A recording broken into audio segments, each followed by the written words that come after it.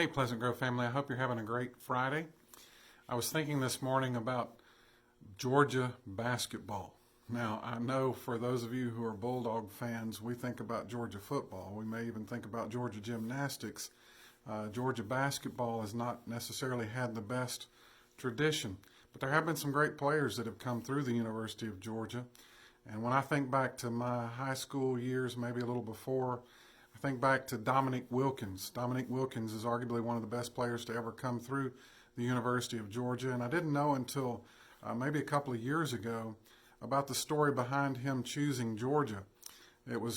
He grew up in North Carolina, and it seemed to be obvious that he was going to choose an ACC or a North Carolina school, being in North Carolina, but he sort of chose his own path. He chose to go to the University of Georgia and go to a place that wasn't and hasn't been traditionally a basketball school.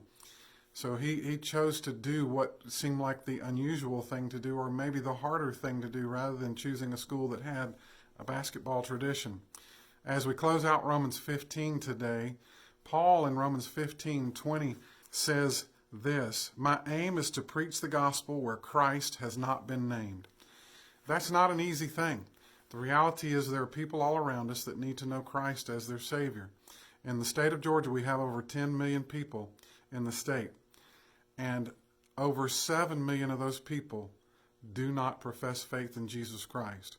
While there are mission fields all over the globe, it would be wrong of us not to realize there's a mission field right here around us. Here in Gilmer County, over 70% of the people in Gilmer County don't know Christ as Savior. So I want to encourage you to pray as Paul prayed, to be willing to go and to tell people about Christ who haven't yet heard. There are people all around us right here, right in our own backyard, that need to know Christ. And if you're hearing this and don't live in LJ, there are people all around you who need to know Christ. So be the evangelist that God would have you to be. Share your faith with those around you. Live it out before them, but then be willing to tell them about the joy you have and why you have joy and who has given you that joy and how they can have that joy and peace in their life. I hope you have a tremendous Friday. Hope you have a great weekend.